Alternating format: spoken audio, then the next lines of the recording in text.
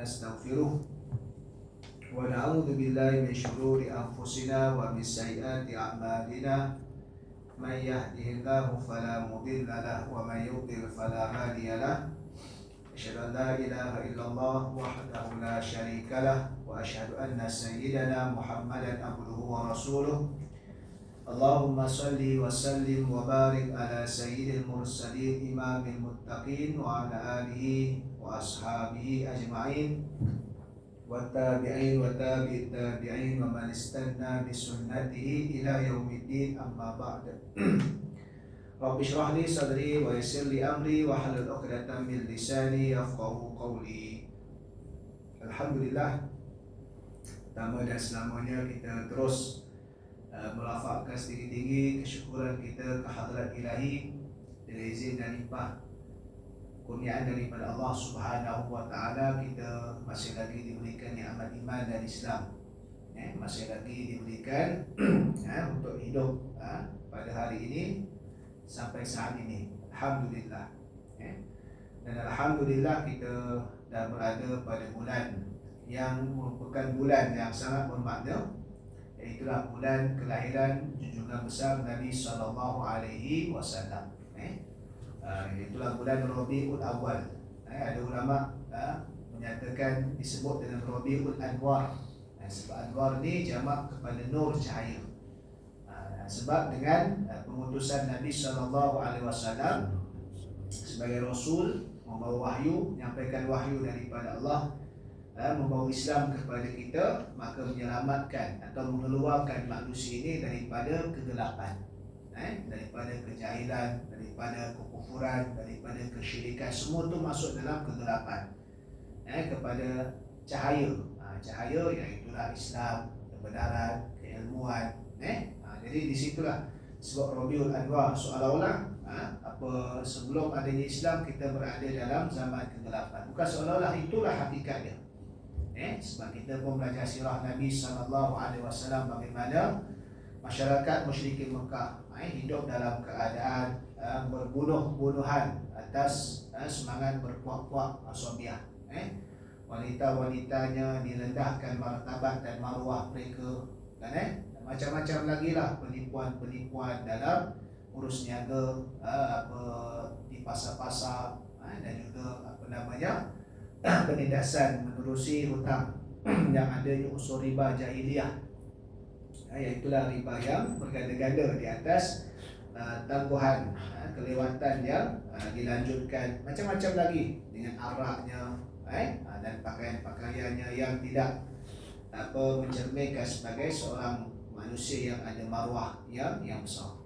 Sebab itu bulan Rabiul Awal ini adalah bulan lebih mendekatkan kita dengan Nabi sallallahu alaihi wasallam. Kerana secara kita panggil khususnya kita memperingati tarikh kelahiran Nabi sallallahu alaihi wasallam. Itu nama Maulidur Rasul. Maulid itu tarikh kelahiran Rasul Nabi sallallahu alaihi wasallam. Kalau dulu Kelantan, Tok Guru Ni Aziz Al-Mahrum selalu sebut maulud. Maulud ni budak yang dilahirkan ataupun orang yang dilahirkan, sama saja. Sebab tarikh itu adalah tarikh yang besarnya kita dah ingat Nabi sallallahu alaihi wasallam itu sendiri.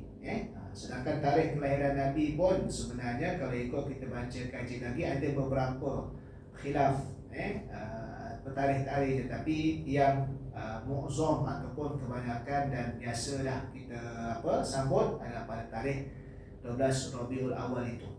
Jadi tak perlulah nak dipolemikkan. Contohnya, kenapa tak sambut ni, ada tarikh ni, imam ni kata ni, contoh. Benda tu adalah perkara perbincangan teknikal yang dah diselesaikan. Yang penting ingat Nabi tu, bersempena dengan kebenaran Nabi ni, apa sebenarnya yang kita perlu tahu, kita perlu nak perkemaskan balik kita punya keimanan kita, amal-amal soleh kita dan sebagainya, supaya benar-benar terbukti kita ni benar-benar cinta dan mengikuti Nabi sallallahu alaihi wasallam. Okay, baik. InsyaAllah kita sambung lagi kitab Nasihat Agama dan Masyarakat Imam Habib Abdullah Al-Haddad. Masuk pada muka surat 35, maksud redha dalam hadis di atas. Maksud hadis apa tu? Iaitulah hadis berkenaan dengan raditu billahi rabba wa bil islami dina wa bi muhammadin nabiyyan wa rasula. Aku redha Allah sebagai Tuhan, Islam sebagai agama, din, dan juga Nabi sallallahu alaihi wasallam Muhammad itu sebagai nabi dan juga rasul. Apa sebenarnya dia setiap tajuk ini dia menyambung perbahasan sebelum daripada ini yang dibuat oleh Habib Abdullah Al-Haddad. Sebab sebelum dari ini disebut tentang berpecah belah, dan bila berpecah belah Nabi ada sebut peringatan tentang puak yang terselamat. Daripada umat Nabi sallallahu alaihi wasallam ada pecah sebanyak 73. Itu kita dah bincang dah tu. Dan kemudian siapa yang selamat itu?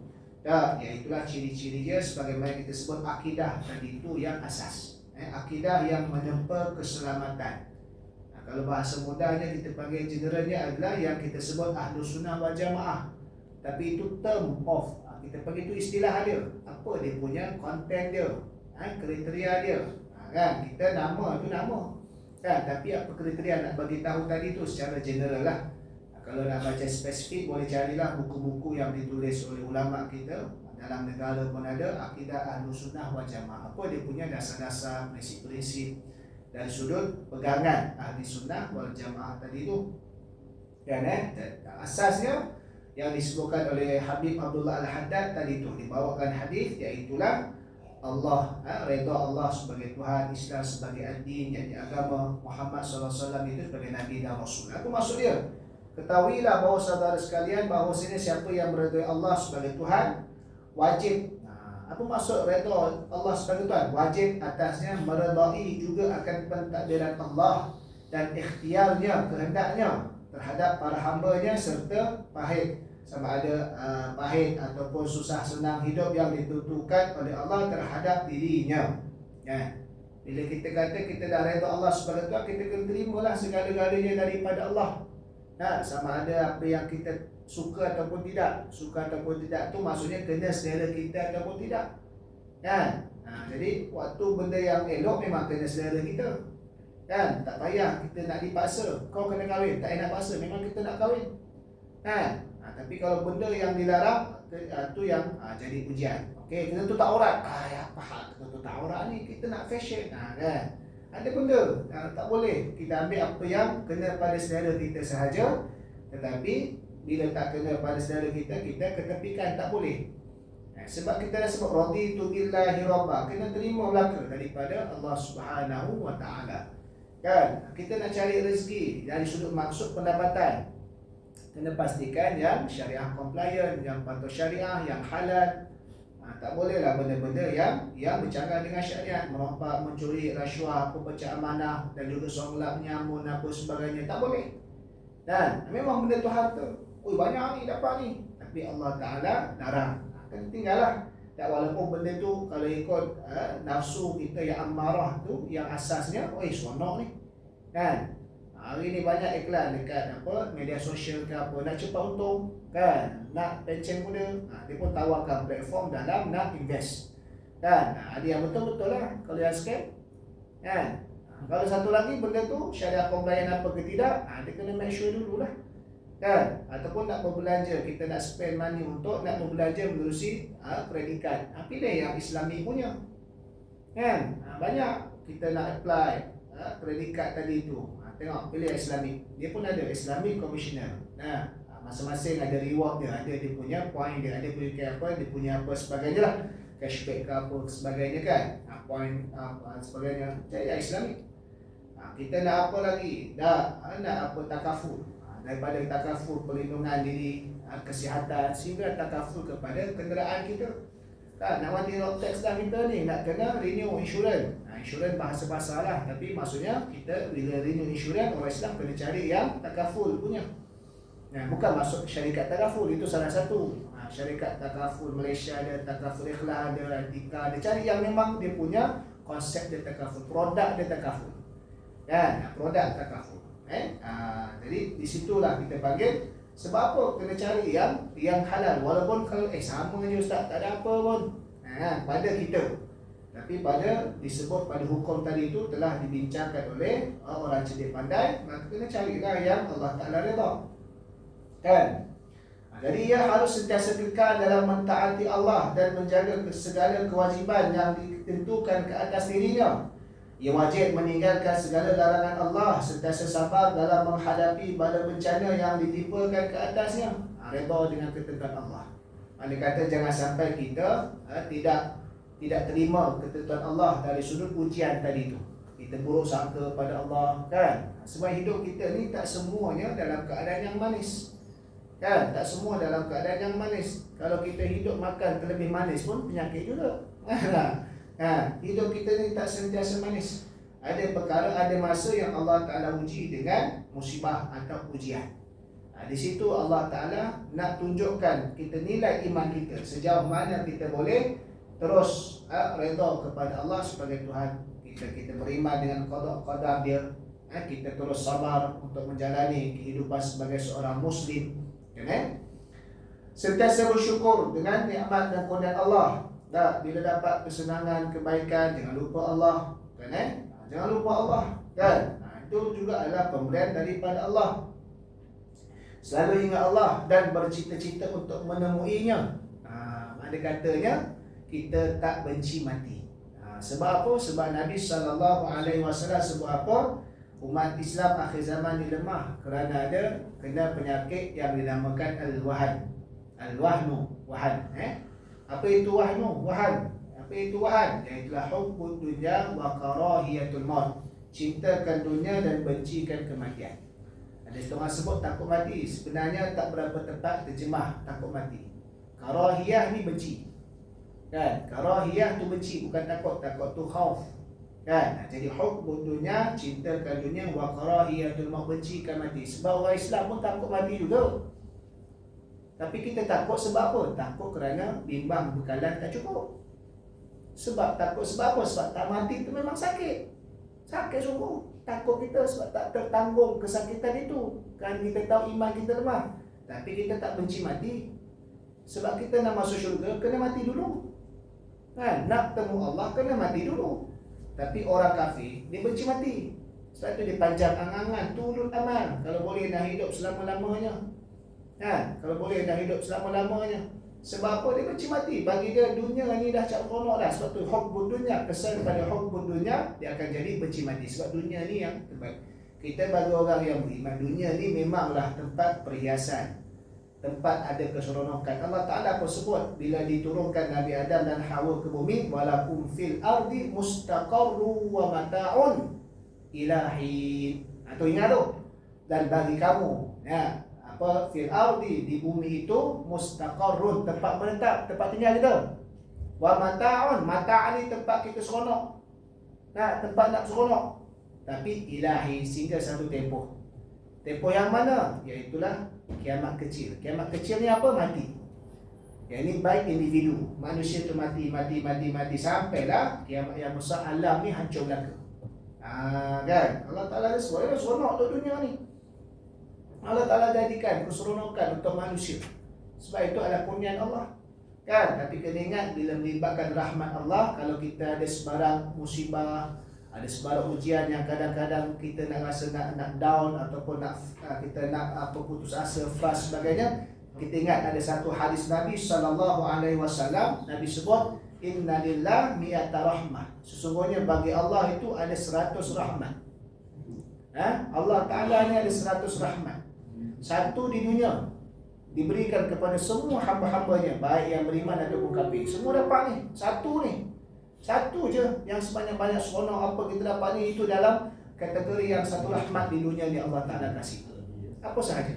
Dan 99 lagi rahmat Allah adalah di akhirat untuk orang yang beriman. Bayangkan. Kalau kita boleh sabar sekejap sikit, kan, dalam keadaan apa yang Allah Ta'ala uji kita, untuk lihat kita patuh dan beriman padanya dengan sebenar-benarnya, 99 lagi. Satu yang macam ni pun kita seronok. Yang sekarang ni, satu ni dalam kategori satu bahkan ni semua ni dan satu kategori itu semua seronok. 99 lagi, satu yang tak tergambar, tak terbayang. Sebab itu orang beriman dia bercita-cita nak bertemu dengan Allah. Dan sebab itu yang paling seronok, paling seronok tadi. Maka sebab dari itulah disebutkan apa? Sentiasa bersikap mukhlis, yakni ikhlas dalam ibadah. Kan, yang mencari redha Allah, mencari redha Allah. Tu kita panggil mengejar pahalanya pun sama juga, termasuk dalam ikhlas juga. Tapi yang paling tinggi sekali semata-mata redha Allah. Kan, nak cari ada yang kata nak kejar pahala fadilat ibadah tertentu yang Allah Ta'ala sebut, yang Nabi sebut pun ikhlas juga. Yang kita kata tak ikhlas, cuma tahap-tahap keikhlasan tadi tu ada, dia punya level-level je lah. Macam kalau kita biasa ada A ada A plus, ada A minus, A belaka tu kan. Nampak kat tulisan kat kita punya scroll tu A. Okey lah tu nak boleh A plus, Alhamdulillah. Tapi payah sangat mungkin dapat A, muncul dapat A minus muncul dah tu. Boleh lah nampak juga A, walaupun A minus tu rendah sikit dia punya skor dia kan. Tak apalah kan tapi masih lagi dalam konteks yang ikhlas. Dalam menjalani urusan hidup sehari-hari, ia tiada getar melainkan kepada Allah Subhanahu wa Ta'ala sahaja, dan tidak mengharapkan terlaksananya sesuatu hajat dan kepentingan melainkan dengan Allah Ta'ala jua. Maha suci Engkau wahai Tuhan. Kan, dia orang yang kita sampai tahap yang macam ni, orang yang betul-betul hebat hati dia, kenal Tuhan sungguh. Kenal Tuhan sungguh, tak takut langsung kepada selain daripada Allah. Bukan maksud tak takut selain daripada Allah tu sehingga dia membuat tindakan membuta tuli, tidak. Tetapi dari sudut hatinya tadi tu, dia tahu mana yang kita panggil untuk dia tunduk dan patuh, dan Allah Ta'ala sahaja. Adapun yang lain selagi mana tak bercanggah dengan syariat Allah, maka tak ada masalah. Tapi kalau bercanggah, maka Allah Ta'ala yang dia takut. Kan jadi itu antaranya lah. Bukan bermaksud tak takut mati itu melakukan tindakan membuta tuli kan. Sahabat pun, walaupun mereka dicintakan syahid kat medan perang, waktu perang mereka hunus juga pedang tu, pakai baju besi juga, pakai alat pertahanan juga. Bukan nak mati sembrono macam tu. Dah, tetap kita panggil ada nak menang walaupun tak syahid.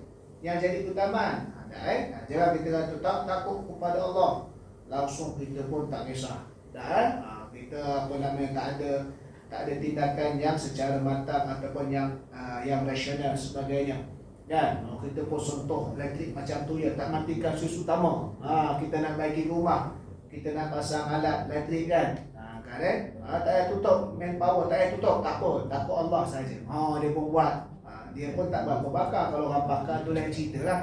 Tiba-tiba kena orang jatah elektrik ambil kau. Itu bukan maksud tak takut ke Allah, itu maksudnya tindakan tak rasional. Tidak padan dengan apa level yang dia ada tadi itu, sehingga mendedahkan dia kepada perkara yang berisiko tadi. Kemudian siapa yang menerima Islam sebagai agama, yakni redha Islam sebagai agama, raditu billahi rabban wa bil islami dina, hendaklah memandang berat terhadap larangan-larangan agama dan menjunjung syiar-syiar agama. Dan kena buat segala apa yang diperintahkan oleh Allah, syariat-syariat Islam keseluruhannya. Apa sahaja yang dilarang oleh Allah, tinggalkan belaka. Dan walaupun benda itu dari sudut kacamata duniawinya seolah-olah menguntungkan dia, seolah-olah menguntungkan dia. Dan itu kacamata dunia dia. Contoh, nak berjudi, nak apa lagi, nak melabur dalam benda-benda yang non-syariah compliance. Nak apa lagi, nak jalan pintas dalam keadaan kita nak untung, colek orang, ugut, peras ugut dan sebagainya. Tak boleh, sebab benda tu dilarang di dalam agama kan. Dia nak apa lagi, macam-macam lah kita panggil apa sahaja yang dilarang dalam agama kan. Sentiasa rajin dan berdaya upaya menguatkan semangat dalam diri serta menambahkan keteguhan dan kelurusan dalam ilmu-ilmu agama dan amal bakti yang baik. Terus kita upgrade diri kita, improve dalam kefahaman dan juga amal soleh kita dalam agama kita kan. Bacaan Al-Qurannya, penghayatan kita terhadap amalan yang kita buat kan. Apa-apa sajalah kita tambah baik. Kalau kita waktu kita umur 15 tahun sembahyang kita macam ni, takkanlah umur 30 tahun, 50 tahun masih kekal yang sama dia punya prestasi dia Kan? Jadi di situlah kita tambah baik, tambah baik, tambah baik. Jadi benda-benda tadi itu menjadikan kita ni sebenarnya menunjukkan kita ni memang redha sungguh Islam sebagai agama kita. Agama-agama ni apa? Ad-din, bahasa Arabnya ad-din. Pada maksud agama ni, maksud bahasanya apa? At-ta'atu wal inqiyadu. Taat dan kita patuh. Agama ni pada maksud bahasa Arab adalah at-ta'atu wal inqiyadu. Kita taat dan kita patuh turut. Sebab itu dipanggil orang beragama ni orang baik. Sebab apa? Sebab bila nak jadi orang beragama dia kena jadi baik. Kan?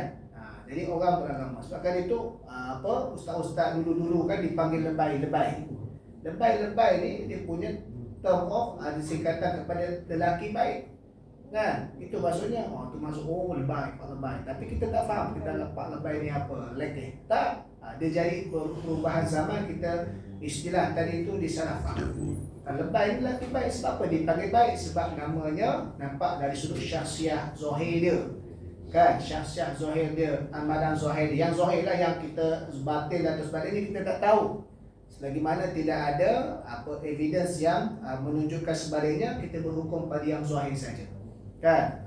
Jadi dipanggil adalah orang-orang yang baik. Jadi orang yang baik tadi itu adalah orang yang menjadikan Islam sebagai agama dia. Kan? Yakni taat dan patuh terhadap segala perintah-perintah tadi itu. Kan? Siapa yang mengakui Muhammad sallallahu alaihi wasallam sebagai nabi dan rasulullah, hendaklah menurut kelakuan Nabi Muhammad sallallahu alaihi wasallam itu bersuluh dengan petunjuk, menjunjung syariatnya, berpegang teguh dengan perjalanan Nabi, menghormati hak Nabi, memperbanyakkan selawat dan salam ke atas baginda sallallahu alaihi wasallam, mencintai keluarga baginda sallallahu alaihi wasallam, para sahabat ridwanullahi taala alaihim. Kan? Semua tadi itu. Kan sebab apa? Nak dapat cinta Allah, nak dapat keampunan Allah, kena turut cara Nabi. Turut cara Nabi. Turut cara Nabi ini bermaksud kita kena ikut apa panduan yang Nabi ajar. Bukan bermaksud kita kena hidup di zaman Nabi. Contoh, kita kena hidup di zaman Nabi. Jadi benda-benda kalau kita pakai bros gigi, kita kata ini tak boleh ni. Nabi pakai kayu siwak semata-mata. Bros gigi zaman sekarang ni tak menepati sunnah. Itu salah. Sebab siwak itu petunjuk kepada membersihkan mulut daripada kotoran dan juga bauan. Jadi walaupun dia tak pakai, macam kita tak pakai kayu siwak, kita pakai bros gigi. Apatah dia pakai bros gigi mesin. Tu. Capai tak maksud petunjuk Nabi tu? Capai. Sebab kita disuruh ikut petunjuk Nabi SAW, bukan untuk hidup zaman Nabi. Zaman tu berubah. Zaman tadi tu berubah. Nabi tunjukkan bagaimana kaedah jual beli. Zaman dulu tak ada online, tapi masuk kaedah jual beli macam mana? Tak ada penipuan, tak ada manipulasi harga, transparent, telus, apa sebagainya. Jadi walaupun zaman sekarang ni online banyak, kan, pastikan benda tadi itu adalah yang jelas, yang jujur dan sebagainya. Sekarang ni macam-macam, hidden charge sebagainya, kan. Kita tengok iklannya nampak bagus, minta. Itu yang bila beli ke apa online apa sebagainya, kita baca review dulu kan. Tengok ini apa hal ni. Rupanya orang rate dia 4.5 je lah something. Kena baca dulu review. Review pun kena baca semua. Sebab kadang-kadang review tu, benda tu boleh upah dia buat je, boleh klik je benda tu. Kan? Sebab kita hidup di zaman antara kaca dan permata, tak tahu mana satu. Kan? Iklan nampak pakai ni sekali terus bersih, terus jadi putih. Selalu kalau produk-produk yang instant macam tu, yang cepat, dia punya express, tipu je. Sebab apa? Kalau betul sekali dua dah selesai, bankrupt syarikat tu, sebab orang tak beli lagi dah. Dia mesti selalunya panggil mampir masa. Sebab orang benda dia, saya pakai ni 2 kali dah. Habis tak pakai dah. Habis dia punya pelanggan tak ada beli. Sebab dia terlampau, tu boleh nak kenal pasti lah. Hati-hati dari sudut tadi tu benda-benda tadi tu memang online zaman Nabi tak ada. Tapi panduan Nabi apa? Dalam berniaga, pembelinya macam mana, penjualnya macam mana, kan? Zaman sekarang ni zaman kita banyak berhutang. Zaman kredit, zaman loan, installment kan. Dekat-dekat dengan gaji, kan? Time tu lah banyak telefon datang. Nak ni tak? Ataupun hantar mesej, perlukan cash money. Personal loan. Dia tahu sebab tarikh-tarikh tu semua maklum dah ke dah. Hari ni siapa? Pencen. Ini pencen. Orang pencen dapat Malaysia macam-macam. Ada tawar. Jadi benda tadi tu zaman hutang. Zaman hutang ni Nabi dah tunjuk dah. Kena bayar hutang. Ada yang hutang lagi. Kan? Ada kisah kan Nabi kan, apa orang Yahudi ni, Nabi ada buat apa hutang dengan orang peniaga Yahudi. Yahudi ini pula dia datang kepada Nabi awal daripada masa yang dijanjikan, sengaja. Dan dia minta dengan cara yang kasar. Ketika itu Nabi dengan sahabat, kemudian Nabi pun minta, okey sahabat tolong selesaikan dulu, nanti aku bayar pada kamu balik. Itu sistem hiwalah. Sistem kita pindah hutang. Sistem pindah hutang macam mana? Kat kredit lah. Kita pakai kredit, kita bayar. Siapa yang bayar peniaga tu? Yang issue kad tu lah, bank tu lah yang bayarkan. Kita bayar ke bank balik. Kan? Tuan-tuan apa Shopee? Kan? Ada yang buat Shopee Pay Later tu. Ada sebulan depan, ada 3 bulan, 6 bulan, 12 bulan. Kan dia ada si master apa dia punya tu. Shopee deal dengan tu bayar dulu, kita bayar ke dia. Dah ada dah konsep prinsip dalam Islam. Jadi bila macam tu dah berlaku, kemudian tak lama lepas tu Yahudi tu datang balik, jumpa Nabi. Jumpa balik dan masuk Islam. Sahabat ada sekali waktu tu tanya, balik tadi punya kasar pada Nabi. Kan? Lepas tu dalam keadaan orang kata patutnya bapa ibu datang rawat sengaja. Lepas tu sebenarnya aku baca daripada apa tulisan nenek moyang aku dulu, antara tanda Rasul akhir zaman yang benar adalah mereka ni amanah dan mereka bayar hutang. Kalau Yahudi tu jumpa kita, tak masuk Islam dia tak bayar hutang kita. Kan? Itu tanda. Sebab apa? Amanah jujur. Dah dari sudut. Kalau tak mampu tak payah dapat. Sebab berhutang, kadang-kadang berhutang kerana tak mampu. Satu. Yang ni memang orang yang susah. Ada kadang-kadang zaman sekarang dia panggil berhutang bukan sebab tak mampu, sebab nak advance duit je. Sebab kita punya apa pendapatan kadang-kadang dia statik, macam orang gaji statik akhir bulan lah. Walaupun dari dia tak dapat. Lain orang yang kita panggil cash flow dia bersifat harian, daily. Macam peniaga pasar malam, kedai-kedai, ada hari ada duit. Kita ni tunggu apa? Tunggu akhir bulan, tengah bulan makan Maggi tu, sekarang makan Maggi tu. Jadi bukan tak mampu, kita advancekan dulu. Jadi dapat. Itu dipanggil hutang zaman sekarang ni dikena lihat pada dua perkara. Sebab kali itu kalau kita dengar perbincangan, boleh tak kita nak berhutang, kita buat loan. Atau loan tu maksudnya secara istilah general lah, yang kalau kita orang Islam selalu kita sebut adalah kita buat financing, pembiayaan. Tapi bahasa general kita panggil buat loan. Untuk nak pergi haji umrah tak ada masalah. Sebab apa? Sebab kita berhutang bukan tak mampu, kita berhutang advance kan. Sebab benda tu ada kan, setengah macam tu. Dia kena bezakan. Orang hutang yang tak mampu tu lain. Dia tak lain.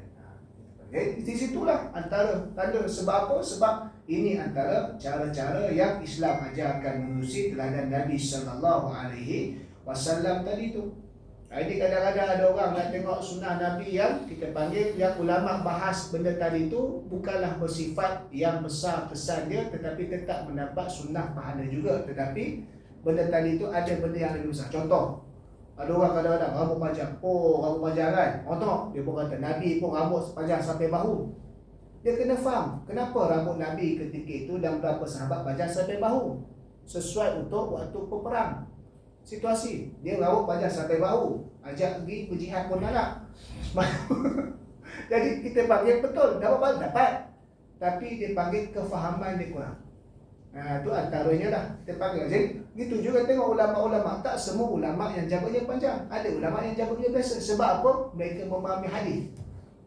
Syekh Qardawi sebut kenapa Nabi SAW ketika itu kata simpan janggut dan nipiskan misai, kerana nak menyanggahi imej orang-orang yang ada di Yahudi di Madinah. Kerana apa? Kerana mereka ni sebalik, mereka macam itulah, mereka tebal misai, begitulah diterbalikan. Sebab Nabi ni tak suka sama identiti dengan orang Yahudi. Ketika mana Islam apatah lagi selepas pembukaan kota Mekah dah semakin kuat. Islam kat Madinah dah kuat. Yang lebih kemuncak ni Islam lepas pembukaan kota Mekah. Itu yang kita dengar Nabi SAW dalam puasa hari Ashura. Kalau aku hidup lagi tahun depan, aku akan puasa hari yang ke-9. Tapi Nabi tak sempat. Makna kata sebelum pada tu memang puasa hari yang ke-10 saja. Hari yang ke-10 saja. Cuma fi amil muqbil. Kalau aku sempat, tapi tak sempat. Tapi ulama kata tetap menjadi sunnah. Kerana apa? Sunnah selain daripada perbuatan, percakapan, ikrar. Dah ada pengakuan Nabi dah. Dah. Sebelum tu memang puasa sehari ya. Itu pun Nabi kata faman syaa fasum. Siapa nak puasa? Siapa nak puasa, puasa. Tak nak, tak ada masalah. Sebab apa? Sebab wajibnya yang Ramadan. Jadi nak tunjukkan perbezaan hukum. Bukan macam kita nak puasa tak puasa. Tak, Nabi nak beritahu hukum begini. Kalau sunat boleh buat, nanti kata apa, tapi kalau puasa Ramadan wajib buat. Tu, bahkan itu dalam hadis ulama ni bahas kenapa macam ni, kenapa macam ni. Sebab nak lihat kepada panduan tadi itu ke arah yang macam mana. Dalam nak menjustifikasikan sesuatu atau maksud hadis tadi itulah. Kan? Sama juga macam kita panggil perbahasan-perbahasan yang teknikal, tapi perbahasan mazhab yang teknikal lah. Kan? Ada yang mazhab Syafi'i, mazhab kita lah beramal kan asasnya. Dah pada semua, terutamanya pada bab ibadah dan juga munakahat. Tapi bab kewangan banyak dah hari ni lah. Tapi asalnya mazhab Syafi'i lah. Kan? Kita kalau sentuh laki perempuan kan, yang bukan mahram tanpa berlapik dalam keadaan ada wuduk, kan? Batal kan? Batal. Kita ada wuduk, kita sentuh laki perempuan yang bukan mahram tanpa berlapik, batal lah. Sengaja tak sengaja, syahwat tak syahwat. Kan? Jadi ada ada satu hadis yang dibahaskan, iaitulah pernah berlaku Nabi SAW solat malam. Solat malam ni kiamulah lah. Kita solat malam kita macam-macam. Isyak pukul 12 solat malam kita. Solat malam kiamulah lah. Jadi ketika itu Aisyah ada menyentuh kaki Nabi, Nabi teruskan sembahyang. Ketika mana Nabi sedang sujud, menyentuh kaki Nabi, dan Nabi teruskan sembahyang. Jadi ada mazhab lain yang mengatakan, contoh mazhab yang lain lah selain pada Syafi'i, Imam Syafi'i dia kata apa? Ini menunjukkan sentuh tak batal. Yang macam contoh Imam Malik dia kata apa? Kerana sentuhan tadi tu tak disertai dengan rangsangan syahwat. Kan? Kita berhujahkan ulama-ulama Syafi'i kata apa? Bukan. Aisyah sentuh kaki Nabi. Contohlah kan? Contoh Saya sebelum datang sini, lepas ni habis kuliah saya nak semayang. Kan? Saya daripada rumah ambil wuduk, saya contoh. Ambil wuduk saya. Sebelum saya pergi ke sini, saya sentuh bahu isteri saya, tak nak bagi tahu saya nak pergi kuliah. Lepas itu saya pun terus naik kenderaan datang ke sini. Ceramah, saya pun semayang. Kok sah tak semayang saya ni? Mazhab Syafi'i sah atau tidak? Takkan nak cakap tak sah ustaz kan? Yang kata tak sah sebab dalam mazhab Syafi'i batal wuduk. Sebab apa? Saya tanya batal wuduk. Kan ustaz sentuh bahu isteri ustaz. Persoalannya, saya sentuh bahu isteri saya dalam keadaan isteri saya pakai baju ke tidak? Teks hanya disebut saya sentuh bahu isteri saya. Kalau saya sentuh bahu isteri saya dalam keadaan dia pakai baju, so apa masalah? Begitulah juga ulama-ulama Syafi'i cakap, hadis tadi menyatakan Aisyah sentuh kaki Nabi. Kaki Nabi itu ada balut ke tidak? Seluar ke, kain ke? Contoh, saya sentuh tangan saya ke, saya sentuh baju saya. Kalau gambaran ini, saya sentuh tangan, ustaz sentuh helaian baju ustaz yang ustaz pakai panjang macam tu, takkan ada cerita macam tu. Kita akan cerita ustaz sentuh tangan ustaz. Betul tak? Sama dah tadi. Sebabkan itu tadi kena faham. Nak faham hadis ni, dia perbahasa ulama, cari gambaran yang exactly, betul-betul, bukan cara mudah-mudah. Oh, cari hadis kata begini. Oh, hadis ni Nabi panjang macam jangan tak. Kena faham. Jadi yang kata panjang kenapa? Yang kata memadai asalkan ada sikit macam Syekh Qardawi, ulama-ulama Mesir Azhar, itu kenapa? Dia nak faham konteks tadi tu. Bukan secara literal macam tu bermudah-mudah, tidak. Nanti dia akan jadi. Sebab yang sampai kepada kita teks, gambaran sebenarnya kita tak tahu. Sebab itu kena ulama-ulama rujuk. Sebab ulama-ulama ni, waktu dia kumpul hadis, waktu kumpul hadis, dia nak make sure hadis ni betul-betul daripada Nabi. Itu yang dia saring hadis. Saring. Macam Imam Bukhari dia straight. Imam Bukhari dia straight. Waktu dia nak riwayatkan hadis, dia nak direkodkan hadis, Dia dapat tahu mana yang ada nak dia ambil kan. Dia akan survey tengok orang tu, bukan terus dia pergi. Tengok, selain daripada ada amalan lain yang diceritakan lah, di semayang istikharah, ajar, dia tengok orang tu. Pernah sekali diceritakan, dia nak ambil daripada, nak riwayatkan hadis daripada seorang itu. Dia tengok seorang itu, dia punya saksiah dia. Dia panggil lah kucing ke apa ke ayam, tak ingat lah, binatang lah. Panggil reaksi tu, panggil nak bagi makan. Contoh kalau kita kuruk, contoh kuruk ayam kan, miau. Contoh anak macam bagi makan ni. Tiba-tiba kucing datang kita pun campak ke jauh sikit. Kita campak apa? Batu. Kucing pergi, lah batu punya. Dia tak cakap lah kita, tapi reaksi tu kita tahu. Imam Bukhari tengok, tak jadi ambil hadis daripada orang tadi. Sebab apa? Haiwan pun disangkut tipu, manusia pun ditipu. Sebab nak jaga betul hadis Nabi ni, sebab supaya tak terganggu, jangan ada usul-usul lain. Sebab tadi nak pastikan. Dah. Sebab macam tadi tu, memang ada hadis Aisyah pegang kaki Nabi waktu sembahyang malam. Kita pun kata, kita dah beramal mazhab Syafi'i, kita pun dapat hadis tu. Ni ada hadis ni. Dengar dulu ulama Syafi'i bahas macam mana. Sebab kita berpegang pada mazhab Syafi'i. Ada kaedah dia. Bukan sembrono ulama-ulama ni. Yang ulama lain ada kaedah dia. Tapi sebab kita pada asasnya kita bermazhab Syafi'i, kena faham dulu macam mana perjalanan perbahasan sesuatu tadi tu. Baru kita faham. Kan? Sebabkan itu benda-benda teknikal ni kalau kita faham, ulama tak gaduh pun. Ulama-ulama besar lah tak gaduh. Kita yang gaduh banyak.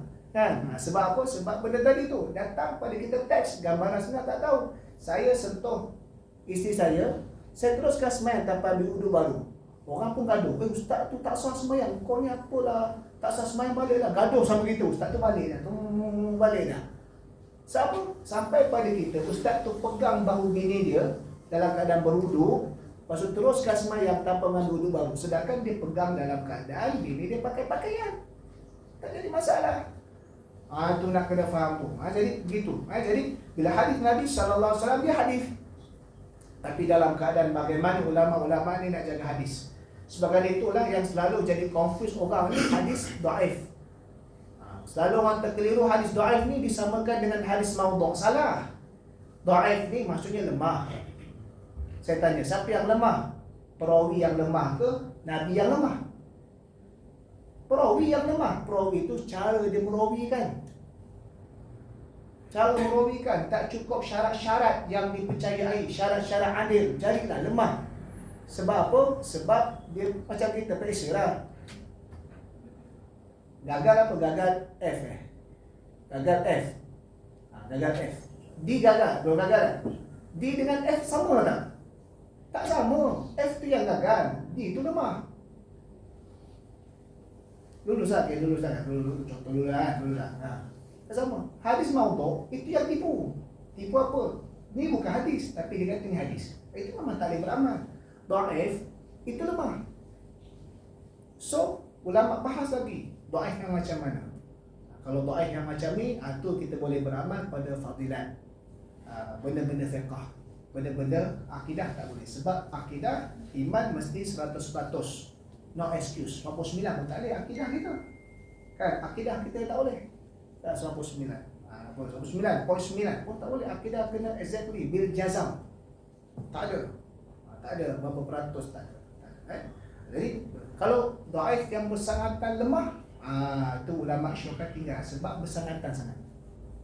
Tapi masih lagi tak dinamakan maudhu' tu sebab apa? Dia kena ada cara dia tadi. Sebagai itu, kena faham. Itu antara selalu orang terkeliru. Akhir sekali kata apa? Dhaif pun tinggal. Semudah-mudah itu. Jawapan dhaif mudah. Gitu kan? Siapa yang lemah? Perawi ke Nabi yang lemah? Perawi. Kan? Atau kena faham tadi tu. Ucapkan itu, ulama-ulama ni bahas sampai kita panggil, sampai ulama ni bahas benda tu bukan dari Nabi, tapi makna dia baik. Boleh amal ke tidak? Bukan pada Nabi. Contoh, ada satu hadis maudhu'. Hadis maudhu' ni contohnya kita panggil Nabi memakan roti jala. dalam keadaan Nabi memakan tidak gelojoh. Kita dengar benda tu, kita boleh tahu tak tu maudhu'. Maudhu' ni tipu lah. Sebab apa? Roti jala tu. Istilah roti jala tu. Roti jala orang Arab, saya duduk Mesir tak ada lagi orang Arab roti jala.